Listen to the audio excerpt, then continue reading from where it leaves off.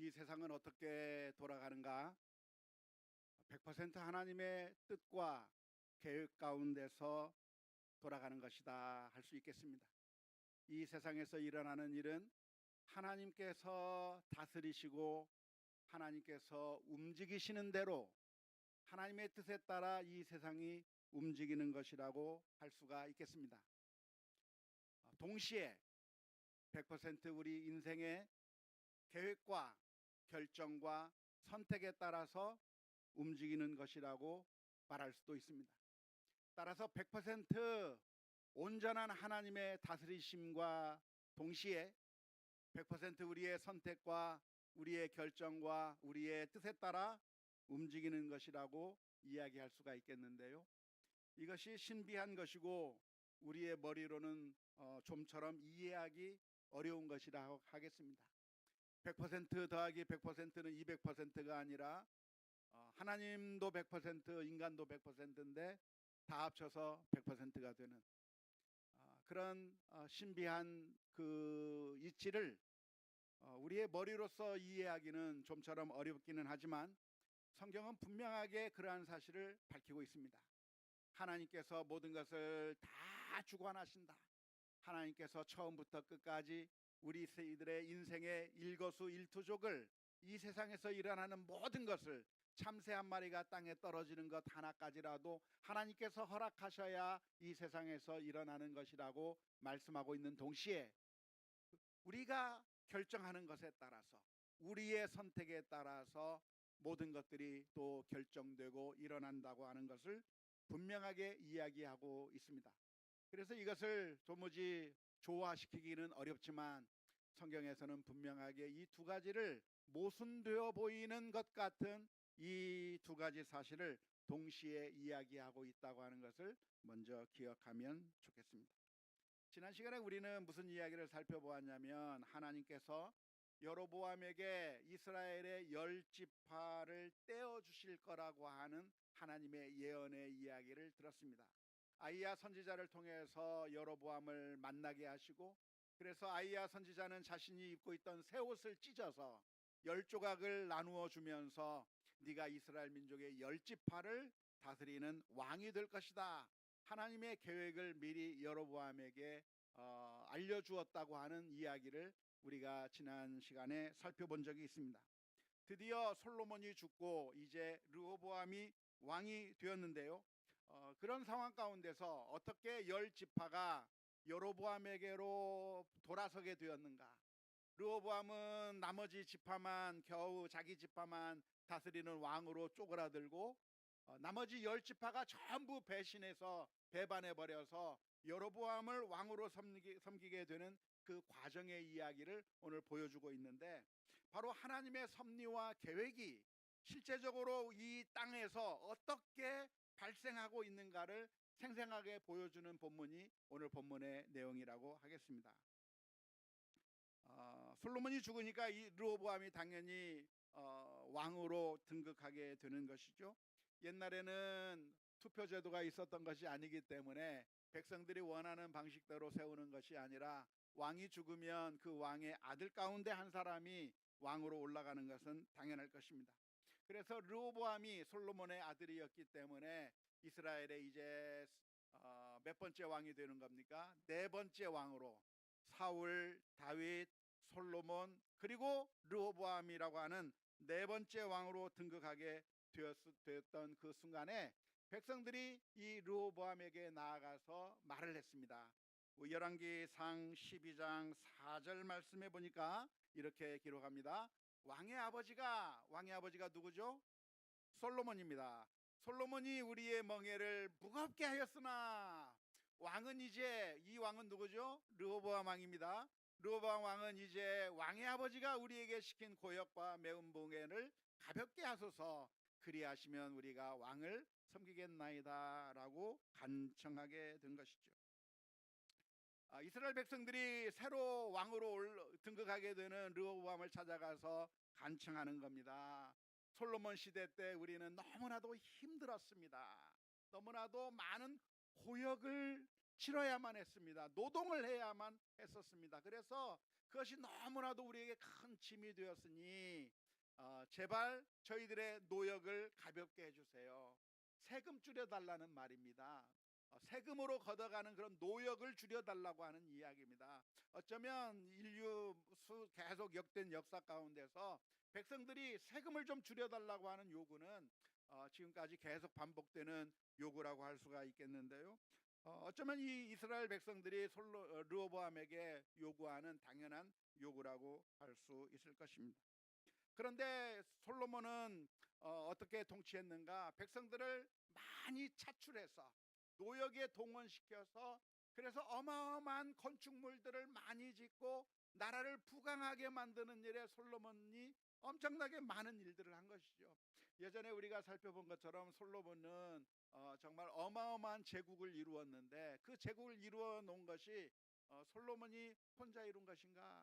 알고 보면 백성들이 다 한 것이다 이 말입니다. 오늘 그 솔로몬이 이루었던 그 영화의 뒷모습을 우리가 듣게 되는 것이라고 할 수가 있겠는데요. 솔로몬이 과연 평화의 왕이었을까? 솔로몬이 과연 좋은 왕이었을까라고 하는 점에 의구심을 갖게 만드는 말이 바로 이 백성들의 말이라고 하겠습니다. 종종 우리가 잘못 생각하는 것이 하나가 있는데요. 왕들이 갖고 있는 잘못된 생각일 수도 있겠고 우리들이 가지고 있는 잘못된 생각일 수도 있습니다. 그것은 무엇이냐면 나라가 부강하게 되겠다고 하는 생각이죠. 나라를 부강하게 만들겠다, 나라를 정말 강력한 나라를 만들겠다고 하면 그래서 강력한 나라를 만들면 좋은 것일까요? 어떤 것일까요? 나라를 부강하게 만드는 것이니까 좋다고 생각하기가 쉽습니다. 하지만 부강하게 만들기 위해서는 거기에 어떤 것들이 들어가나요? 수많은 사람들의 희생과 헌신들을 갈아 넣어야 나라가 부강해지는 것이죠. 그렇게 해서 부강한 나라를 만들면 그러면 좋은 나라일까? 과연 우리가 기대하는 나라는 어떤 나라가 좋은 나라일까? 세계에서 가장 부강한 나라, 세계에서 가장 든든한 나라가 가장 좋은 나라일까라고 질문을 던진다고 한다면 사실 그렇지가 않아요. 백성들이 노예로 차출이 되면서 그래서 그 고역이 너무나도 심하고 가정이 삶이 너무나도 피폐해지고 그래서 고통 가운데 살았다고 한다면 많은 사람들이 와서 솔로몬의 왕국을 칭찬하고 그 화려함을 보고 정말 좋다고 솔로몬을 칭찬할 수 있을지 모르겠지만 과연 그 솔로몬의 나라에서 사는 백성들이 과연 행복한 사람들이었을까 질문을 던질 때 그렇지 않았을 가능성이 많이 있는 겁니다. 어느 나라가 좋은 것일까요? 그것은 바로 백성 한 사람 한 사람이 행복한 나라가 좋은 나라예요. 부강한 나라가 좋은 게 아니라 OECD에 진입해서 세계의 막강한 그 힘을 가지고 있는 나라로 들어가는 것도 필요하긴 한데 거기에 들어가기만 하면 좋은 나라일까? GNP가 많이 올라가면 좋은 나라일까? 그렇지 않다는 거예요. 아무리 많은 GNP를 가지고 있다고 할지라도 부의 불균형이 이루어져서 가지고 있는 사람들은 엄청나게 많이 가지고 있는 반면에 그러나 정작 대다수의 백성들은 국민들은 정말 고통 가운데 정말 비참한 상황 가운데서 살아가고 있다고 한다면 그것이 바른 나라일까? 정말 좋은 나라일까? 우리가 심각하게 고민해 보아야 하는 것이죠. 그래서 사실 솔로몬이 이룬 나라가 그렇게 좋은 나라였을까라고 질문을 던지면 그렇게 좋은 나라라고 말할 수가 없는 것이고요. 그래서 오늘 백성들은 르호보암에게 나가서 간청하는 겁니다. 우리의 노동을 차출해 가는 것을 좀 줄여 주어서 우리가 좀 더 행복해질 수 있도록 우리가 인간다운 삶을 살 수 있도록 만들어 주었으면 좋겠다고 이야기하는 것입니다. 백성들의 요구는 당연한 것인가? 당연한 겁니다. 르호보암은 이러한 백성들의 요구를 민감하게 청취해야 되고 그리고 백성들을 위해서 좋은 선정을 베풀어야 할 책임이 왕에게 있는 것이죠. 왕의 임무가 무엇입니까? 왕의 임무는 자기가 멋진 궁궐을 만들고 그래서 어마어마한 권력을 가지고 많은 신하들을 다스리면서 떵떵거리면서 가장 멋있어 보이는 왕이 되는 게 그게 목적이 아니에요. 왕의 목적이 뭐예요? 왕이 그 자리에 올라간 이유가 뭐예요? 왕이 그 자리에 올라간 이유는 백성들의 눈에서 눈물을 닦아주고 백성들의 어려운 문제들을 해결해주고 배고픈 사람들에게 먹을 것을 주고 그래서 모든 백성들이 골고루 잘 살 수 있도록 그래서 그 나라를 정말 따뜻한 나라로 만들어가는 책임이 그게 바로 왕에게 주어진 사명이라고 할 수가 있는 것이죠. 다윗은 그렇게 했습니다. 다윗은 자기 자신의 이익만을 위해서 왕이 되었던 것이 아니라 백성을 위해서 최선을 다했던 것이죠. 외적의 침입이 있으면 목숨을 걸고 나가서 외적을 물리치고 건져내 준 그런 일들을 했고 도둑들이 판치고 있을 때 도둑들을 막으면서 그래서 안전하게 경제 생활을 할 수 있도록 도와주는 일들을 하면서 그래서 다윗을 보면 수많은 사람들이 다 몰려들기 시작한 겁니다. 억울한 사정이 있는 사람들마다 다윗에게로 가서 거기서 다 해결함을 받고 다 문제들이 해결되는 거예요. 그때 다윗은 자신의 문제가 해결이 됐나요? 아니요. 다윗은 그때 도망자의 신세에 있었고 자기 코도 석자예요. 자기도 힘들고 자기도 사울 왕의 그 낯을 피하여 도망가야 되는 그 상황 가운데서 사람들이 자신들에게 몰려드니까 그 사람들을 이용해서 자기가 권력을 쟁취하고 자기가 잘 먹고 자기가 잘 살고 그래서 혼자만 잘 사는 그런 다윗이었던 것이 아니라 그들과 함께 같이 숙식을 하면서 그들에게 사랑을 베풀고 그들을 돌보아주는 참된 목자와 같은 그런 모습이 다윗에게 있었던 것이죠. 사무엘상 22장 1절 2절에서 다윗이 어떻게 지냈는가에 대해서 설명하고 있습니다. 그러므로 다윗이 그곳을 떠나 아둘람 굴로 도망하며 그의 형제와 아버지의 온 집이 그리로 듣고 그리로 내려가서 그에게 이르렀고 환난 당한 모든 자와 빚진 모든 자와 마음이 원통한 자가 다 그에게로 모였고 그는 그들의 우두머리가 되었는데 그와 함께한 자가 400명 가량이었더라. 정말 원통한 사람들이 다 다윗에게 가서 문제를 해결받고 다윗도 지금 힘든 상황이지만 다윗의 역할이 무엇인가? 진짜 왕으로서의 역할들을 하는 것. 하지만 사울 왕은 어떤 모습을 보였는가? 사울은 왕이었지만 블레셋이 쳐들어온다고 하는데 그 블레셋의 공격에 대응을 하지 못하는 거예요. 사울의 관심은 어디에 있습니까? 다윗을 죽이는 데 관심이 있는 거예요. 자신의 권력을 유지하는 데 관심이 있는 거예요. 그래서 튼튼하게 자신의 권력을 유지하면 그게 왕입니까? 아니에요. 그게 왕이 아니라 백성들을 돌보기 위해서 군인들을 이용해서 외적들을 막아내는 그런 역할들을 해야 되는데 안타깝게도 수많은 권력자들이 그 권력으로 자신을 배불리하고 자신의 이득을 취하는 일에는 빠른 반면에 정말 자신들의 사명을 잃어버릴 때가 얼마나 많이 있는지 모릅니다. 르호보암이 이제 왕위로 등극하는 그 상황 가운데서 백성들은 르호보암에게 참된 왕이 되어줄 것을 요구하고 있는데 이러한 백성의 요구는 무슨 메시지인가? 하나님께서 들려주시는 메시지라고 들어야 될 줄로 믿습니다. 하나님의 음성은 하나님의 뜻은 우리에게 어떻게 들려지는가? 하나님의 뜻은 성경 말씀에 분명하게 기록되어 있기는 하지만 그러나 성경 말씀뿐만이 아니라 모든 것을 통해서 하나님의 말씀이 우리들에게 들려지게 되어 있습니다. 친구들의 하는 그 말 속에서 하나님의 뜻을 들을 수도 있고 또는 나의 원수의 입을 통해서 하나님의 메시지를 들을 수도 있고 우리를 비아냥거리고 욕하는 사람들의 소리를 통해서 하나님의 메시지를 들을 수도 있고, 우리가 만나는 사건과 사고를 통해서 하나님께서는 우리에게 메시지를 전해줄 수도 있는데, 이스라엘 백성들이 르호보암에게 와서 하는 이 이야기가 그냥 이야기가 아니라 사실은 하나님께서 르호보암에게 들려주시는 그런 소리였기 때문에 르호보암이 이 백성들의 소리를 잘 들어야 했던 것이죠. 안타깝게도 그 솔로몬은 그런 그 신하들의 말을 잘 듣지 않았습니다. 백성들의 말을 잘 듣지 않았습니다. 노인들은 무슨 이야기를 했는가? 아버지와 함께 일하던 신하들은 어떤 이야기를 했는가?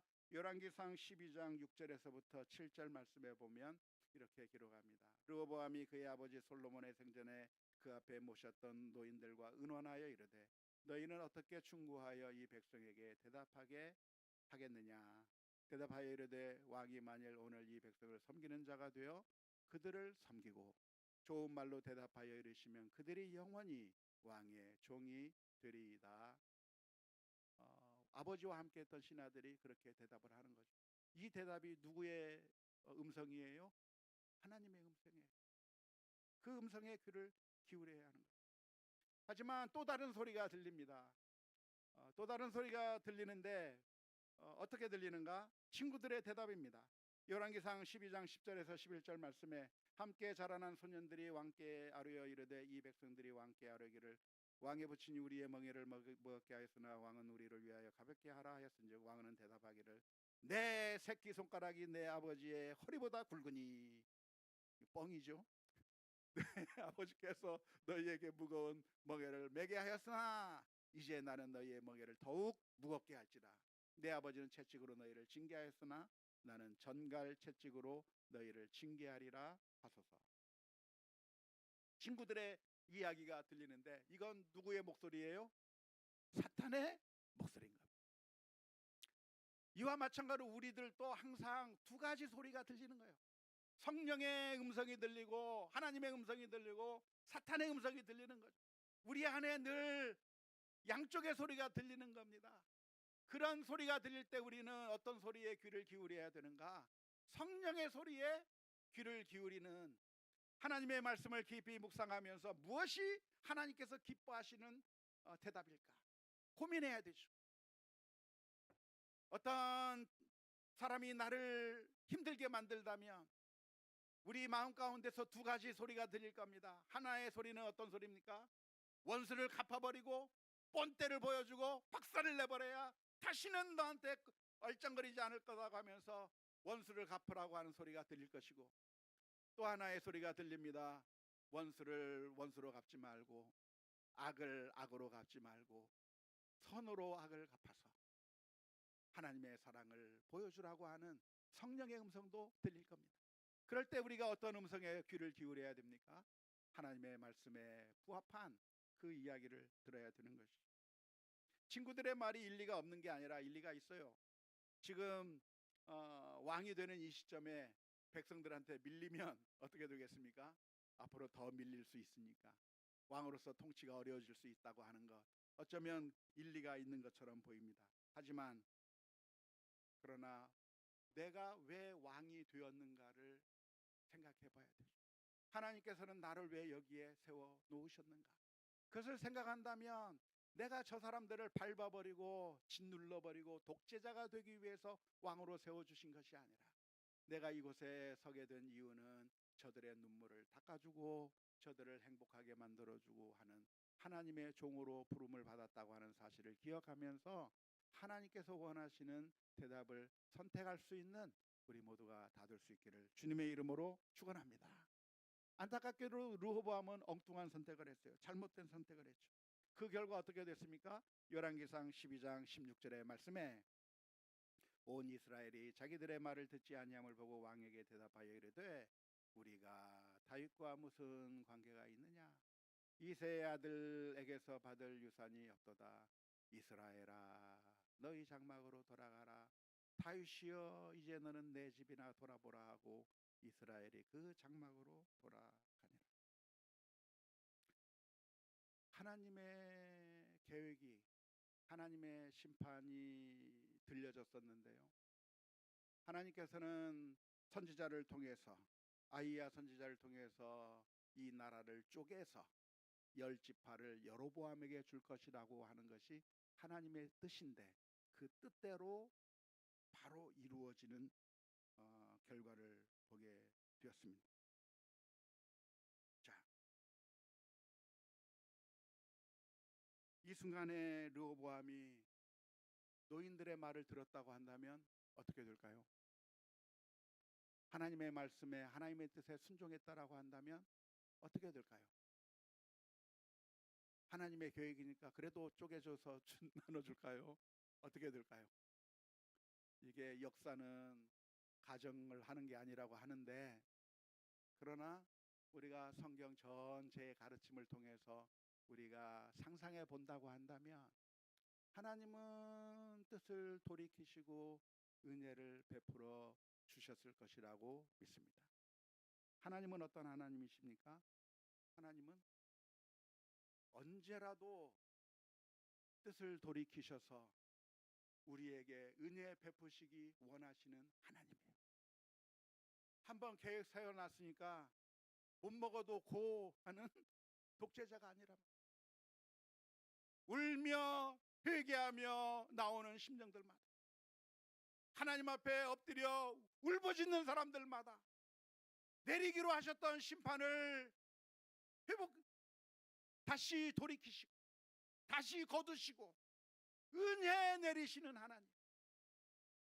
아무리 심판을 계획한다고 하셨을지라도 하나님 앞에 나와 엎드리면 하나님께서 다시 한번 용서해 주시고 은혜 베풀어 주시는 하나님이라고 하는 사실을 기억해야 될 줄로 믿습니다.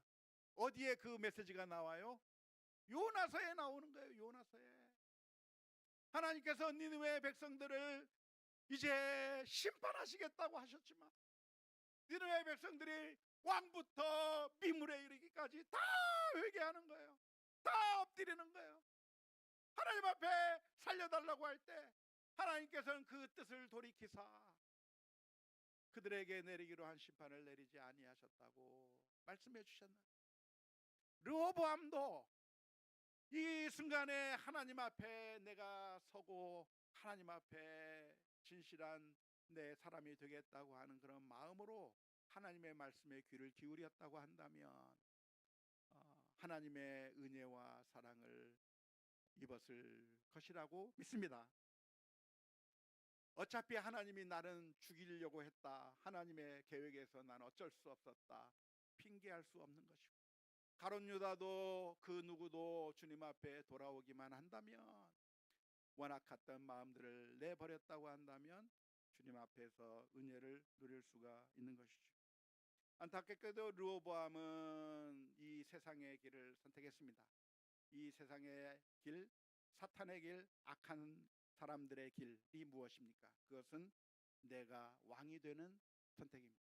내가 왕이 되고 사람들을 제압하는 것은 멋있어 보입니다. 내가 왕이 되는 것처럼 보이기 때문에 그렇습니다. 하지만 내가 왕이 되려고 하면 왕이 되는 것이 아니라 다 망해버리는 것을 기억해야 합니다. 누가 복된 사람인가? 섬기는 자가 복된 사람입니다. 왕에 올라가는 사람이 복된 것이 아니라 백성들의 그 고통을 품고 해결해주는 봉사자가 행복합니다. 내 것을 챙기는 자가 복된 것이 아니라 사랑으로 나누어주는 자가 복된 거예요. 다른 사람들을 종으로 부려먹는 자가 복된 것이 아니라 다른 사람들을 위해서 봉사해주는 자가 복된 사람입니다. 이게 성경적인 원리라고 하는 것을 기억할 수 있기를 바랍니다. 누가복음 22장 25절에서부터 27절의 말씀에 예수께서 이르시되 이방인의 임금들은 그들을 주관하며 그 집권자들은 은인이라 칭함을 받으나 너희는 그렇지 않을지니 너희 중에 큰 자는 젊은 자와 같고 다스리는 자는 섬기는 자와 같을지니라. 앉아서 먹는 자가 크냐 섬기는 자가 크냐, 앉아서 먹는 자가 아니냐. 그러나 나는 섬기는 자로 너희 중에 있노라. 행복하지 못한 것은, 내가 고통스러운 이유는 내가 왕이 되려고 하기 때문에 그렇습니다. 내가 왕이 되고 군림하려고 하면 오늘 이스라엘의 10지파들이 다 떠나가 버린 것처럼 나 혼자 남게 될 겁니다. 나는 왜 친구가 없나? 나는 왜 외로운가? 나는 왜 고통스러운가? 그것은 섬기는 자가 아니고 르호보암처럼 왕이 되려고 했기 때문에 그렇습니다. 하지만 섬기고 내 것을 내어주고 사랑하는 자는 놀라운 사랑을 입게 될 것입니다. 이것이 성경적인 원리입니다. 어쩌면 우리가 이 세상에 살아가면서 르호보암과 같은 사람들을 많이 만납니다. 우리들의 왕처럼 다가와서 우리들을 다 속이고 빼앗아가는 사람들이죠. 그걸 가리켜서 우상이라고 이야기합니다. 하지만 그런 우상들은 우리들에게 약속한 것을 주지 않고 우리 것을 빼앗아 버리고 사라져 버립니다.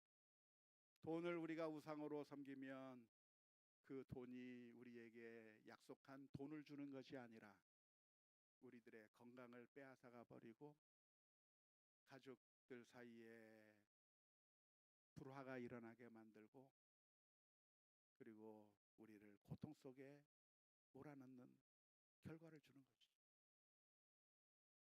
정치가 우상이 되면 그 정치가 우리를 행복하게 만들어주는 것이 아니라 그 정치가 우리의 돈들을 다 빼앗아가 버리고 우리로 하여금 힘들게 만들고 고통스럽게 만들어버리고 마는 것이죠. 그런데 우리에게 놀라운 평화의 왕이 있습니다. 그 왕은 우리 가운데 오셔서 우리를 섬기는 왕으로 오셨습니다. 겸손히 나귀를 타고 예루살렘으로 입성하셨던 우리 주님께서는 엎드려 제자들의 발을 씻어주셨습니다. 우리 주님께서는 우리들을 위하여 자신의 피를 뿌리시고 흘리시고 자신의 살을 내어주셨습니다. 이 세상의 헛된 우상들을 왕으로 섬길 게 아니라 우리 주님을 나의 주 나의 하나님으로 고백하며 이 세상의 소리에 반응하는 우리가 아니라 예수님께서 우리에게 들려주시는 그 참된 복된 메시지들 앞에 귀를 기울이는 가운데 주님께서 주시는 놀라운 은혜와 축복을 누리는 그런 우리 모두가 다 될 수 있기를 주님의 이름으로 축원합니다.